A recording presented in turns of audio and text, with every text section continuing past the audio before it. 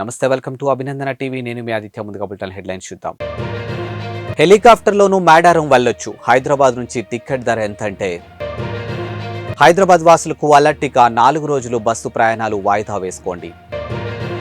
Place time నువ్వు చెప్పు, ఎక్కడికైనా వస్తా, నేను ready. Chandrababu challenge. Telangana Kumbh Mela Asia ఖండంలోని అతిపెద్ద గిరిజన జాతర మేడారం. ఇక జాతర మరో 2 రోజుల్లో ప్రారంభం కానుంది. ఈ నెల 21 నుంచి 24 వరకు మహాజాతర జరగనుంది.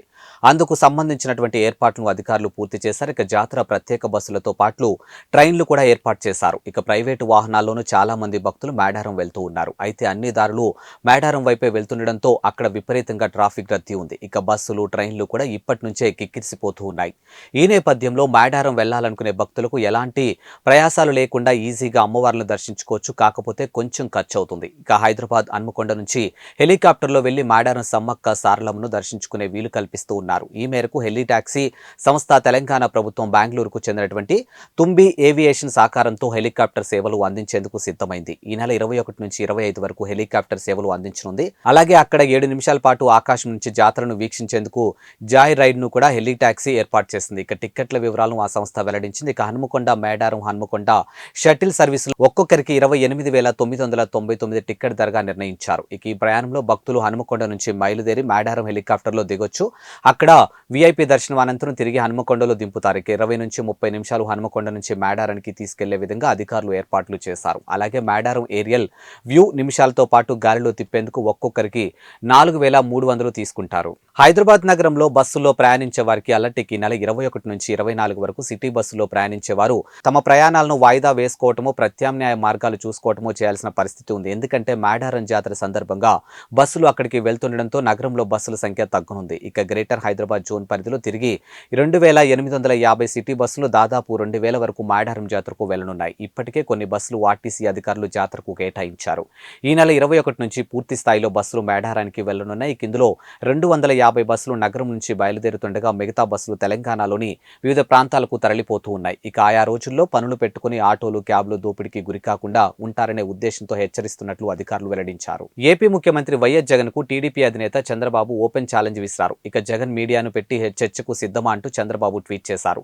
సామాజిక న్యాయానికి నిలువున సిలువ వేసి బాధుడు పాలనలో ప్రజల రక్తం పీల్చేసి విధ్వంస పోకడలకు రాష్ట్ర భవిష్యత్తును కూల్చేసి ఇప్పుడు నువ్వు ర్యాంప్ వాక్ చేసి అబద్ధాలు చెప్తే ప్రజలెవరు నమ్ముతారు జగన్ రెడ్డి అంటూ ప్రశ్నించారు.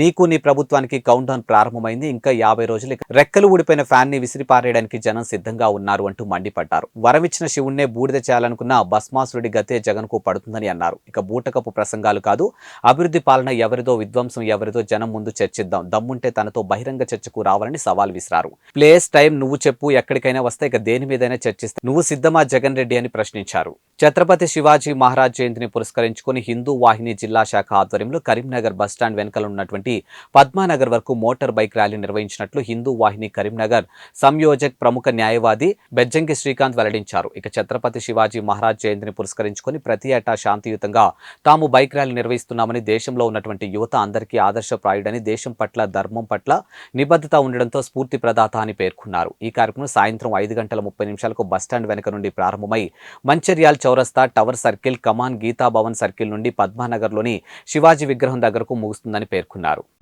ఛత్రపతి శివాజీ మహారాజ్ జయంతిని పురస్కరించుకొని ఫిబ్రవరి 19 హిందూ వాహిని జిల్లా శాఖ ఆధ్వర్యంలో భారీ బైక్ ర్యాలీ నిర్వహిస్తున్నాము. ప్రతి సంవత్సరం కూడా మేము క్రమశిక్షణతో శాంతియుతంగా భారీ బైక్ ర్యాలీ నిర్వహిస్తున్నాము.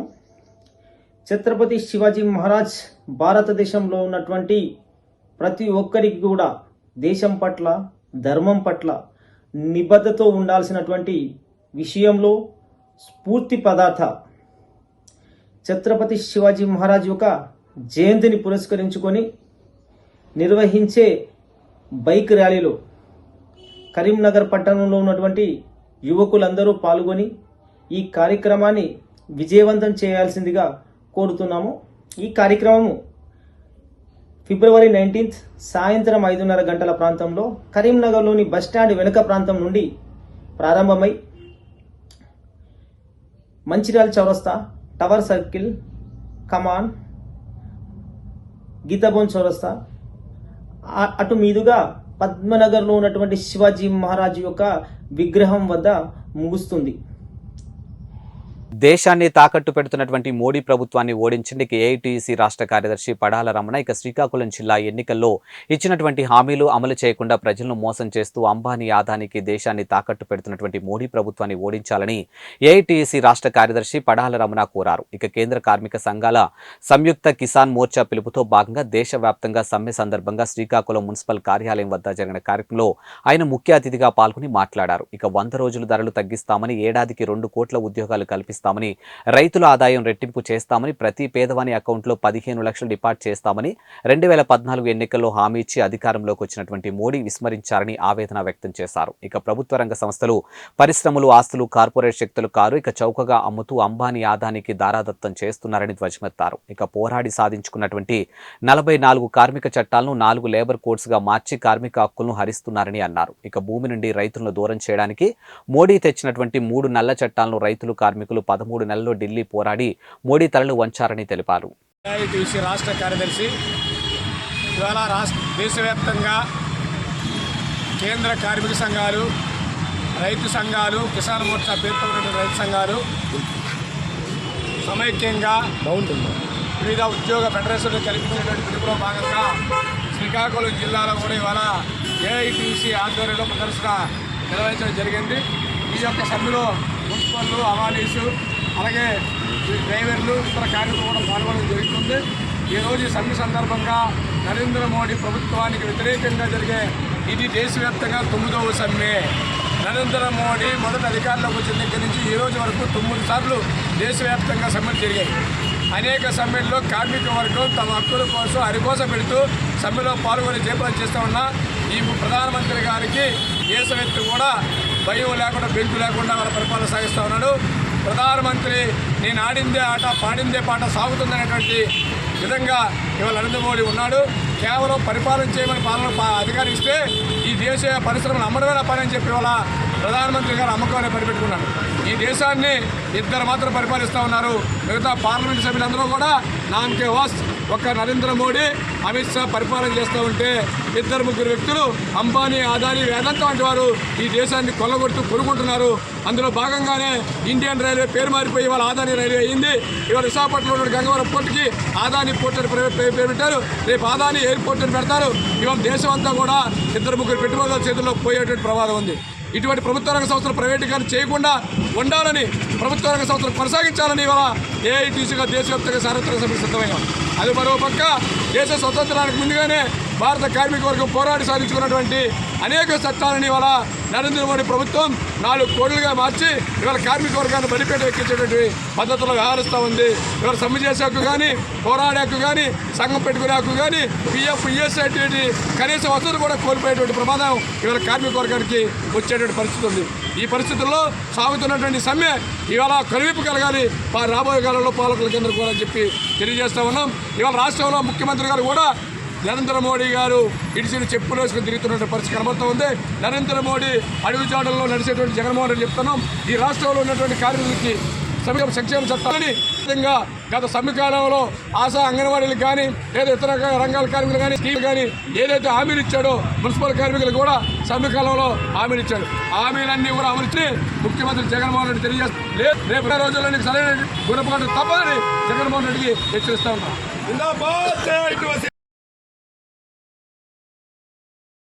శ్రీకాకుళం జిల్లా ఇచ్చాపురం నియోజకవర్గం కవిటి పట్టణంలో బెంతో వరియా గిరిజనులు చేపట్టినటువంటి నిరసన దీక్ష 50 రోజుకు చేరింది. ప్రధాన పుట్టుకు చెందినటువంటి బెంతో వరియాలు పాల్గొన్నారు. ఇక రెవెన్యూ అధికారులు, కలెక్టర్లు ఆదేశాలు లేదని అకారణంగా నిలిపినటువంటి కుల ధృవీకరణ పత్రాలు పునరుద్ధరణ చేసి మా సామాజిక మనుగడను, విద్యార్థుల భవిష్యత్తుకు న్యాయం చేయాలని కోరారు. కలెక్టర్ గారికి ఏళ్ల తరబడి మొరపెట్టుకున్న రాజకీయ నాయకులు ఉచ్చులో పడి స్పందించని తీరు దారుణమని అన్నారు. ఆర్థికంగా, సామాజికంగా అన్ని రంగాల్లో వెనుకబడమే కాకుండా దుర్భరమైన జీవితాన్ని గడుపుతున్న బెంతో వరియాలను సీఎం ఇచ్చినటువంటి హామీని నెరవేర్చుకోవాలని కోరారు. ఇక శ్రీ గౌరవనీయులు Chakrashekhar, BB Sai, Abhimanyu, BB Sai, Jagan, BB Sai, Jayasen, BB Sai, auto డ్రైవర్లు తదితరులు పాల్గొన్నారు. నా పేరు Dudishti Majji, Benturia youth welfare association సెక్రటరీని.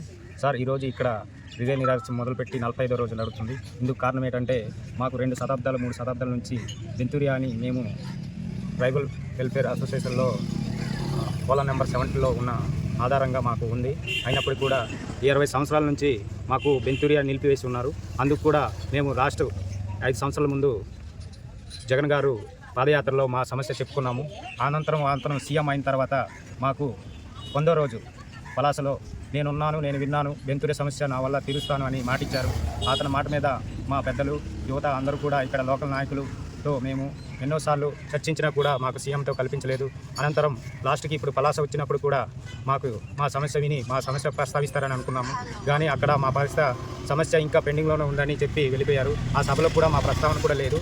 అందుకే ఇప్పుడు కూడా మేము ఈ 6 నెలల నుంచి మేము అనుకున్నాము, ఇలా తిప్పు కాలం గడిపించారు. ఇదిగో తీసుకుని వెళ్తాం, ఇదిగో కల్పిస్తామని అన్నారు. అయినప్పటికీ మేము వెయిట్ చేసాము. ఇంకా మరి ఆగేది లేదంటూ లాస్ట్ నెల డిసెంబర్ 28 రోజు పెద్ద ర్యాలీ చేసి అనంతరం రిలే నిరాక్ష మొదలు పెట్టడం జరిగింది. ఇంతలా మీరు చెప్తున్నారు మీ ఉద్యమంలో నిజాయితీ ఉందని. అలాంటప్పుడు మీకేమైనా ఆధారాలు చూపించడానికి ఎవరైనా అడిగితే ఉన్నాయా మీకేమైనా? అవును సార్, మీరు చెప్పినట్టే మా దగ్గర ఆధారాలు ఉన్నాయి సార్. మా దగ్గర అన్ని రకాల ఆధారాలు ఉన్నాయి సార్. ఇది షార్ట్కట్గా మేము 15 పేజీలతో తీసుకున్న ఆధారాలు ఎవరైనా మేము చూపిస్తాం సార్. మాకు షెడ్యూల్ ట్రైబ్ ప్రకారం కోలం 17లో మాకు ఉంది. శ్రీకాకుళం డిస్టిక్లో కంచిలి, కవిటి, ఇచ్చాపురం మండలంలో నివసిస్తున్న బెంతూరిలాలు ఎస్టీలని నిరూపించుకోవడానికి మా దగ్గర పూర్తి ఆధారాలు ఉంది సార్.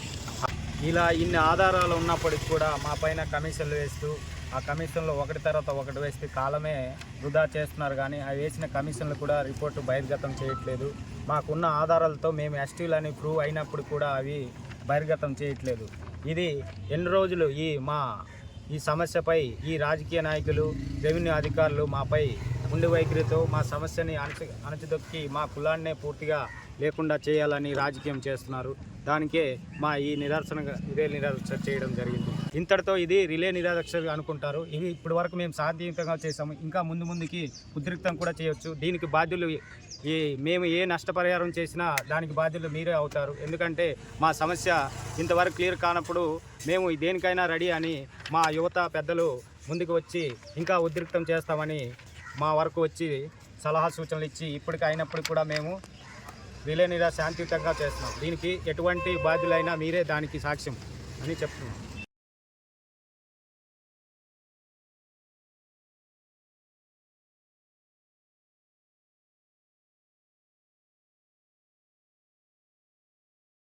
శ్రీకాకుళం జిల్లా టెక్కలి మండలం బూరంగ గ్రామంలో శ్రీ నీలమ్మ తల్లి నూతన గృహప్రవేశం రేగు కరమ్మ ఆధ్వర్యంలో రేగు గాసయ్య, ఆరుద్ర ప్రసాద్ కృష్ణవేణి దంపతుల చేతి మీదుగా ప్రారంభించగా బ్రహ్మశ్రీ నాగేశ్వర శర్మ గారిచే సత్యనారాయణ స్వామి వ్రతం చేయగా గ్రామంలో ఉన్న వారికి అన్నదానం నిర్వహించడం జరిగింది. ఇక గ్రామంలో త్రినాథ వ్రతం పూజా కార్యం నిర్వహించి అనంతరం భజన కార్యక్రమం చేశారు. ఇక గృహప్రవేశానికి వచ్చిన వారికి వస్త్రాలు పంపిణీ నిర్వహించారు.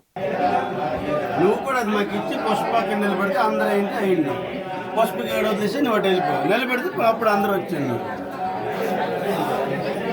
వీడియో అది ఇలా తీస్తున్నాం. కాశాలు నిలబడి పౌర్ణమి రోజు ఏంటి కానీ గొప్ప శుభదిని ఏంటి కానీ సర్వసర్వకారం చేసుకోవచ్చు. స్వామి వ్రతాన్ని చేసుకుని వరద సంకల్పాన్ని చేసుకోవడం వల్ల ఏ పరిశుభాలు కలిగి భోగభాగ ఐశ్వర్యాలు కలిగించు సకల దేవత అనుగ్రహాన్ని వైకుంఠ ప్రాప్తిని పొందుతుందా అని చెప్పి నారద మహర్షి సత్యనారాయణ స్వామి వారి వ్రతము, వ్రత మహత్యము, వ్రత ధర్మాన్ని తెలియజేస్తున్నారు. ఇది శ్రేష్ఠాంత పురాణ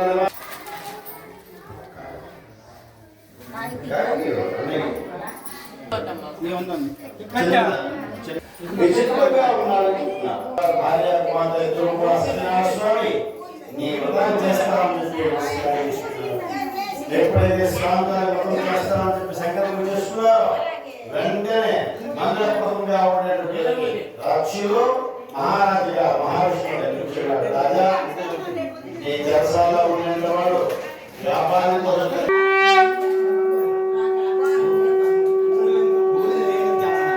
బ్రహ్మానాయుడుగా సర్వాంతర్యామిగా ఉన్నాడని నమస్కారం. నేను తెలియజేసిన అపరాధాన్ని క్షమించండి నేను చెప్పి సాష్టాంగ ప్రమాణాలు సమర్పించి ప్రసాదాన్ని నైవేద్యపెట్టి అందరికీ ప్రసాదాన్ని పంచిపెట్టి తను కూడా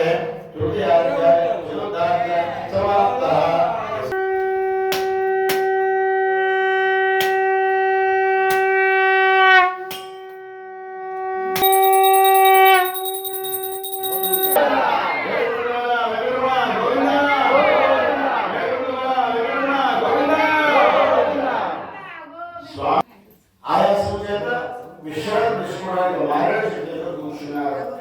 కూర్చొని స్వామి నమస్కరించుకుంటున్నారు.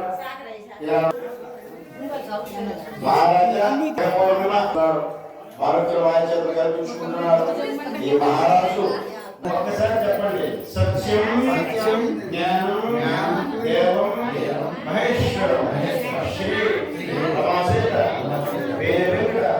సత్యనారాయణ స్వామి వ్రతం సంపూర్ణ ఏడుకొండలవాడ వెంకటరమణ గోవింద, ఏడుకొండలవాడ వెంకటరమణ గోవింద, ఏడుకొండలవాడ వెంకటరమణ గోవింద.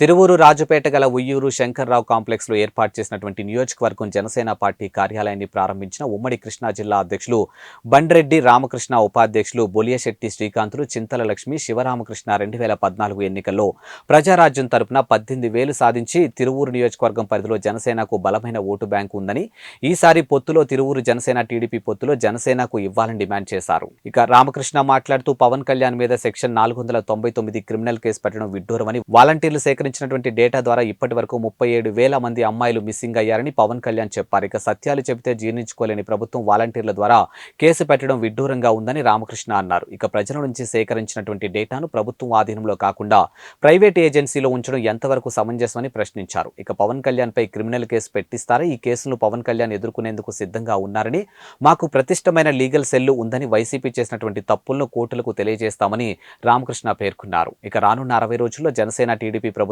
వస్తుందని, ఇరువురి నాయకులు అభిప్రాయం మేరకు పాలనా పదవులు ఉంటాయని రామకృష్ణ తెలియజేశారు.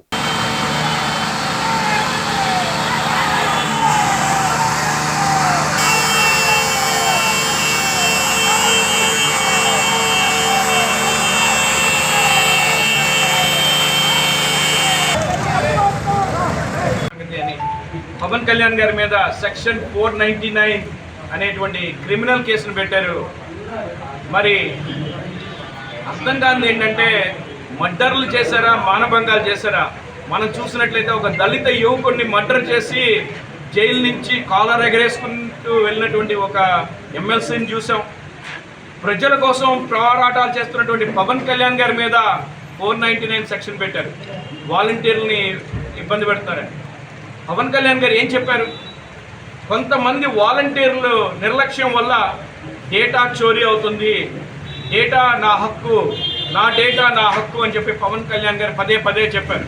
కొంతమంది వాలంటీర్లు మరి డేటాని మరి సేఫ్టీ మెజర్స్ తీసుకోకుండా మరి ఒక ప్రైవేట్ కంపెనీకి పంపిస్తా ఉన్నారు హైదరాబాద్లో. ఈ డేటా అంతా ఈ వాలంటీర్లు రాష్ట్ర వ్యాప్తంగా కలెక్ట్ చేసినటువంటి డేటాని హైదరాబాద్లో ఉన్న ప్రైవేట్ కంపెనీలో దాస్తా ఉన్నారు. అంటే ఈ ట్రాన్స్మిషన్లో ఒకవేళ ఫోన్ పోయి ఫోన్లో ఉన్నటువంటి డేటాని ఎవరైనా చోరీ చేసినా, ఈ ఫోన్ నుంచి ప్రైవేట్ కంపెనీకి వెళ్ళే దారిలో సెక్యూర్ SSL యూజ్ చేయకపోయినా, లేకపోతే ప్రైవేట్ కంపెనీ డేటాబేస్ సెక్యూర్గా లేకపోయినా, వాళ్ళకి డేటాబేస్ని సెక్యూర్గా ఆపరేట్ చేయడం రాకపోయినా, వాళ్ళ అప్లికేషన్స్ సరైన సెక్యూరిటీ మెజర్స్ తీసుకోకపోయినా ఈ డేటా చోరీ జరుగుతుంది. మరి ఇలాంటి పరిస్థితుల్లో మరి 33,000 మంది మహిళలు డేటాని చోరీ అయింది. 33,000 మహిళలు కనిపించలేదు, లేకపోతే వాళ్ళ మీద అత్యాచారాలు జరిగినాయి అని చెప్పి మనం చూసినటువంటి అభియోగాలు మీడియాలో వచ్చినవి. ఇవేవి జనసేన పార్టీ క్రియేట్ చేసినవి కాదు. మరి సెంట్రల్ గవర్నమెంట్ నుంచి వచ్చినటువంటి నివేదిక ప్రకారం కానీ, రాష్ట్ర ఇంటెలిజెన్స్ చెప్పినటువంటి నివేదిక ప్రకారం కానీ 33,000 మంది 35,000 మంది మహిళలు మరి అన్యాయానికి గురయ్యారని చెప్పి చెప్తా ఉన్నాయి. దీనంతటికీ కారణం కొండూరు మండలం వైఎస్ఆర్సీపీ ఆత్మీయ సమావేశంలో పాల్గొన్న నియోజకవర్గం ఇన్ఛార్జ్ నల్లగట్ల స్వామిదాస్ ఇక రానున్న ఎన్నికల్లో పార్టీ గెలిపే లక్ష్యంగా కార్యకర్తలకు దిశానిర్దేశం చేసినటువంటి ఇన్ఛార్జ్ స్వామిదాస్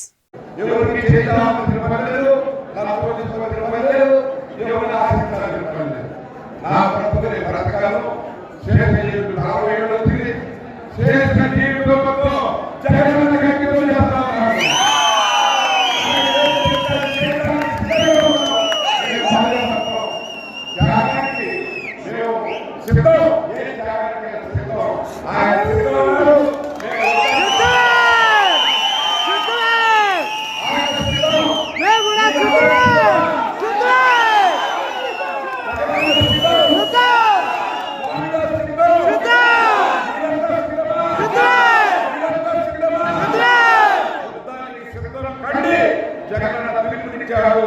మనమంతా కూడా పేరు మొత్తం కూడా అప్రమత్తం చేసి వాళ్ళ యొక్క వైఎస్ఆర్ పార్టీకి అక్కడ విజయం చేయాల్సిందిగా చరిత్రలో thank you very much. Khammam corporation పరిధి 5వ డివిజన్ యూపీఎస్ కాలనీ ఖానాపురం హవేలీలో గల సంత్ శ్రీ సేవాలాల్ మహారాజ్ ఆలయం నందు రాష్ట్ర అధ్యక్షులు బానోద్ కిషన్ నాయక్ ఆధ్వర్యంలో సేవాలాల్ మహారాజ్ 285వ జయంతి వేడుకలు ఘనంగా నిర్వహించారు. ఈ సందర్భంగా వారు మాట్లాడుతూ సేవాలాల్ మహారాజ్ గొప్ప సంఘ సంస్కర్త అని, గిరిజనులు వలస జీవితం నుండి స్థిర నివాసం ఏర్పాటు చేసుకోవడంలో, తండాలు నిర్మించడంలో, వ్యవసాయం చేయడంలో ప్రముఖ పాత్ర పోషించారని పేర్కొన్నారు. ఇక ప్రజలందరూ ఎప్పుడూ ఐకమత్యంతో సోదరాభావంతో మెలగాలని ఆశించిన వ్యక్తి అని పేర్కొన్నారు. ఈ కార్యక్రమంలో 4వ డివిజన్ కార్పొరేటర్ దండా జ్యోతిరెడ్డి, రాధాకృష్ణ, ఉమారాణి తదితరులు పాల్గొన్నారు. మిత్రులారా, ఈరోజు సేవాలాల్ మహారాజ్ గారి జయంతి వేడుకలను ఖమ్మం ఖానాపురం యూపీఎస్ కాలనీలో 5వ డివిజన్లో గల సేవాలాల్ మహారాజ్ భద్రకాళి దేవాలయంలో 285వ జయంతి వేడుకలను మా బంజారా కుటుంబాలతో ఘనంగా నిర్వహించుకుంటా ఉన్నాం. సేవాలాల్ మహారాజ్ 1739 ఫిబ్రవరి 15 అనంతపురం జిల్లా గొల్లలదొడ్డి భీమానాయక్ ధర్మిణీ మాతాలకు జన్మ పొందినటువంటి మహనీయుడు సేవాలాల్ మహారాజ్ కారణ జన్ముడు. 7 అమ్మవార్లు సోదరభాషలు సప్తమాత్రికలు అన్న మా 7 అమ్మవార్ల అనుగ్రహంతో తొలద భవాని, కెంకాళి భవాని, మేరామాయాడి, జ్వాలాంగాళ, కంకాళి, మేరామ, తొలజ ఈ అమ్మవార్ల అనుగ్రహంతో జన్మ తీసుకున్నటువంటి సేవాలాల్ మహారాజ్ బంజారాలకు ఆది గురువుగా, బంజారాలకే కాదు ఈ మానవాళికి గొప్ప సంఘ సంస్కర్తగా సేవాలాల్ మహారాజ్ జీవన ప్రక్రియను కొనసాగిస్తూ మనుషులందరూ ఐక్యతా భావంతో కలిసి ఉండాలని చెప్పని, ముఖ్యంగా బిడారి వర్తకులుగా ఉండేటటువంటి గిరిజన సోదరులు, సంచార జీవులుగా ఉండేటటువంటి గిరిజన సోదరులు స్థిర నివాసం ఏర్పాటు చేసుకొని ఒక దగ్గర తాండాలుగా నంగరి నాయక్ కారోబారీ వ్యవస్థను ఏర్పాటు చేసినటువంటి మహనీయుడు సేవాలాల్ మహారాజ్. సేవాలాల్ మహారాజ్ అనేకమైనటువంటి అద్భుతాలను చేసినటువంటి మానవీయుడు. అటువంటి మహనీయుని తలుసుకోవడం ఇలా గిరిజనులే కాదు, యావత్ తెలంగాణ రాష్ట్రం, ఈ రాష్ట్రం ఏర్పడిన తర్వాత సేవాలాల్ మహారాజ్ జయంతి వేడుకలను ప్రభుత్వం అధికారికంగా చేస్తామన్నది. ఆ కొనసాగింపే మరలా ప్రభుత్వాలు మారిన ఈనాటి ముఖ్యమంత్రి గారుగా కూడా సెలవుదినం ఆప్షన్ హాలిడేని ప్రకటించి సేవాలాల్ మహారాజ్ జయంతి వేడుకల్ని నిర్వహిస్తా ఉన్నారు. అందుకు ప్రభుత్వాన్ని కూడా అభినందిస్తా ఉన్నాం. సేవాలాల్ మహారాజ్ గారు చెప్పినటువంటి సూక్తుల్ని బంజారాలే కాదు మానవాళి ప్రతి ఒక్కరు పాటించాల్సినటువంటి పద్ధతుల్లో ఉన్నవి. జీవహింస చేయరాదు, తోటి మానవులతో కలిసిమెలిసి ఉండాలి. అందరూ సమైక్యంగా ఉన్నప్పుడే ఎవరి సమస్యలనైనా మరొకరు పంచుకునేటటువంటి సద్భావంతో ఉండేటటువంటి ప్రయత్నాన్ని కొనసాగించమని చెప్పని, అది మానవాళికి ఎంతో ఉపయోగపడుతుందని చెప్పని, పశుపోషణ చేయాలని చెప్పని సేవాలాల్ మహారాజ్ మనుషులతోనే కాదు పశువులతో కూడా ప్రేమగా ఉండేటటువంటి గిరిజన జాతిని ఆశీర్వదించిన కారణంగానే ఆ మహనీయుని తలుచుకుంటూ ఈ రోజు 285వ జయంతిని ఖమ్మంలో జరుపుకుంటున్నందుకు గర్వపడతా ఉన్నాం. యావత్ తెలంగాణ రాష్ట్రమే కాదు, భారతదేశమే కాదు, ప్రపంచవ్యాప్తంగా ఉన్నటువంటి గోర్ బంజారా సోదరులందరికీ సేవాలాల్ మహారాజ్ గారి యొక్క 285వ జయంతి శుభాకాంక్షలు తెలియజేస్తా ఉన్నాం. జై గిరిజన, జై సేవాలాల్, జై సేవాలాల్. శ్రీ సంతు సేవాలాల్ గారి 285వ జయంతి సందర్భంగా ఈరోజు మన గిరిజన బిడ్డలు అంటే మేము కూడా వాళ్ళతో సమానమే. ఈరోజు ఈ పండగని ఎంతో ఉత్సవంగా గొప్పగా జరుపుకోవటం శుభసూచకం.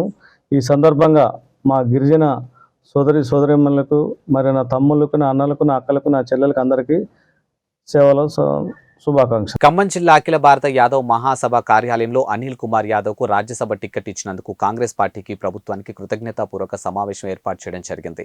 ఈ సమావేశంలో డీసీసీబీ డైరెక్టర్ మేకలమల్లి బాబు యాదవ్ మాట్లాడుతూ ఖమ్మం జిల్లాలో యాదవులు, కురుములను చట్టసభలో గాని, రాష్ట్ర స్థాయి నామినేటెడ్ పోస్టులకు గాని ప్రాతినిధ్యం కల్పించాలని, డీడీలు కట్టినటువంటి లబ్ధిదారులకు కాంగ్రెస్ ప్రభుత్వం న్యాయం చేయాలని కోరారు. ఈ కార్యక్రమంలో దుబాకుల వెంకటేశ్వర్లు, బమ్మిడి శ్రీనివాస్, సత్తి వెంకన్న చేతుల మీదుగా నాగేశ్వరరావు, జోనబోయిన పాపయ్య, గూడే భద్రయ్య తదితరులు పాల్గొన్నారు. అఖిల భారత యాదవ్ మహాసభ ఆధ్వర్యంలో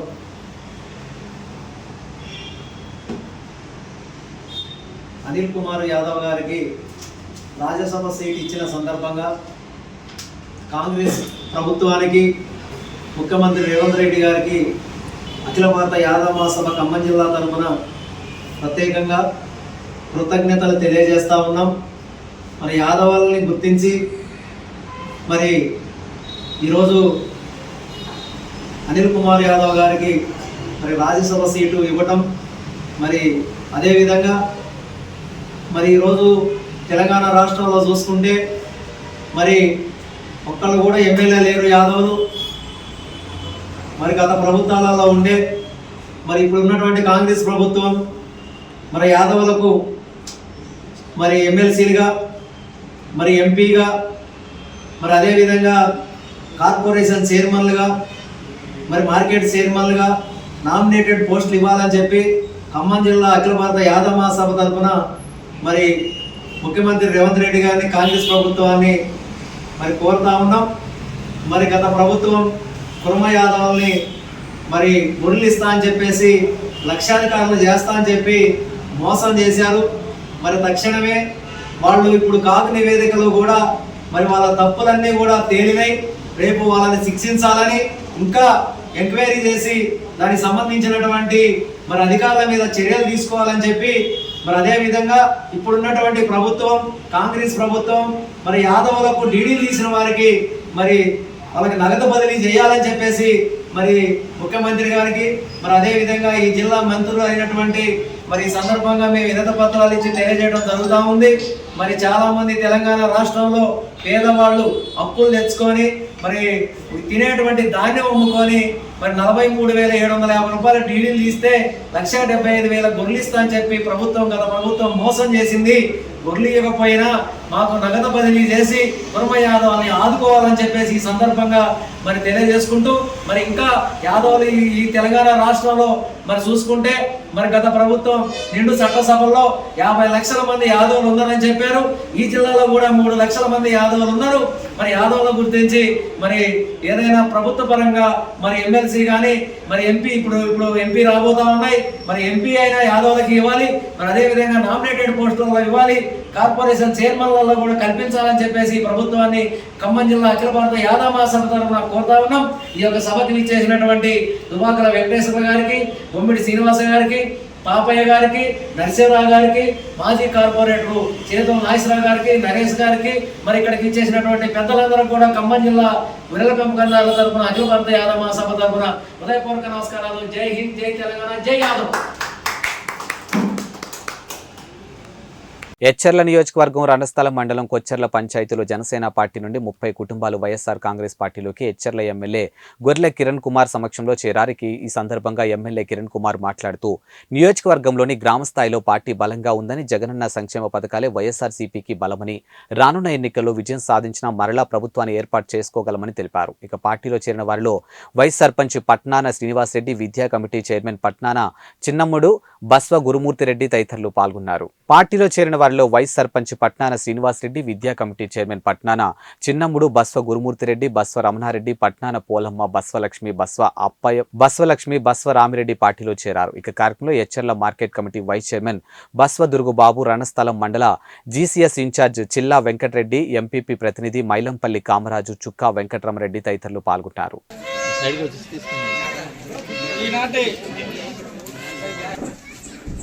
పెద్ద ఏఎంసీ వైస్ చైర్మన్ బస దుర్బాబు గారికి, అలాగే వైస్ ఎంపీపీ కామరాజ్ గారికి, అలాగే కొచ్చెర్ల పంచాయతీలో ఉన్నటువంటి 5 హ్యామ్లెట్స్లో ఉన్నటువంటి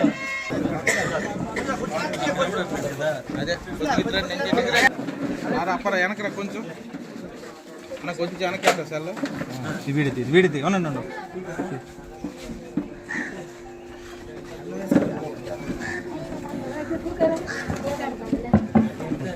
ఈరోజు ముందు జరిగిన ఎలక్షన్లో కూడా ఈ గ్రామం నుంచి 450 ఓట్ల మెజార్టీని మనం సాధించడం జరిగింది. అలాగే ఈ కొచ్చెర్ల గ్రామం ఎప్పుడు కూడా వైఎస్ఆర్ కాంగ్రెస్ పార్టీకి ఒక పుట్టినిల్లు లాంటిది. అందుకే మొట్టమొదటిగా ఈరోజు మంచి రోజు అని చెప్పి ఈ రోజు నుంచే కలయికల ప్రారంభ కార్యక్రమాన్ని స్టార్ట్ చేయడం. అందులో చాలామంది అంటే ఒక వైస్ ప్రెసిడెంట్, గ్రామ మెంబర్స్ కానీ, నాయకులు కానీ అలాగే జరిగింది. పార్టీలో చేరిన ఈ పెద్ద కుటుంబీకులందరికీ, జనసేన పార్టీ నుంచి వైఎస్ఆర్ కాంగ్రెస్ పార్టీలో కొచ్చెర్ల పంచాయతీలో చేరిన వీళ్ళందరికీ పార్టీలోకి ఆహ్వానిస్తూ ఈరోజు జరుగుతున్న ఈ పరిణామాలు మనందరం చూస్తూ ఉన్నాం. ఈరోజు వైఎస్ఆర్ కాంగ్రెస్ పార్టీ అంటే ఒక అభిమానంగా చాలామంది అనుకుంటూ ఉంటారు, ఈరోజు చంద్రబాబు పవన్ కళ్యాణ్ కలిసిపోయారు కాబట్టి పార్టీ బలోపేతం అయిపోతుంది, కాబట్టి ఎవరు జనసేన వీడి కానీ తెలుగుదేశం వీడి కానీ ఎవడు వెళ్ళడు. కానీ వీళ్ళు అనుకున్నంత జనాలు విలువలు కాదు, వాళ్ళు ఆలోచిస్తారు. ఎన్నో తప్పుడు మాట్లాడుకొని తిరుగుతున్న పవన్ కళ్యాణ్ కూడా విమర్శిస్తారు. అలాగే చంద్రబాబు నాయుడు ఎప్పుడు మాట్లాడినా, ఎప్పుడు ఏ సమస్య ఏది ఇచ్చినా, ఏ హామీ ఇచ్చినా తీర్చలేడని ప్రజలకు తెలుసు. కాబట్టి ఈరోజు ప్రతి ఒక్క ప్రజలు కూడా ఈరోజు జనసేన పార్టీయో టీడీపీ పార్టీ నుంచో వీడి మన పార్టీలో చేరడం జరుగుతుంది. ఈ 30 కుటుంబాలు 50 కుటుంబాలు కూడా ఈరోజు పార్టీ ఆ రోజు కూడా 480 మెజార్టీ ఆ రోజు కొచ్చేర్ల పంచాయతీ వచ్చింది. అదేవిధంగా ఈరోజు ఇంకా 150 ఎక్స్ట్రాగా మళ్ళీ వైఎస్ఆర్ కాంగ్రెస్ పార్టీకి అత్యధిక మెజార్టీ తీసుకురావడానికి వీళ్ళు కల్పించిన అవకాశాన్ని ప్రభుత్వ పార్టీకి తీసుకొని పార్టీని బలోపేతం చేసే దిశగా ముందుకు తీసుకెళ్లడం జరుగుతుందని కూడా తెలియపరుస్తున్నారు. ఇవి ఇవాల్టి బులెటిన్ అప్డేట్స్. మరో బులెటిన్తో మళ్ళీ కలుద్దాం. అంతవరకు సెలవు, నమస్కారం.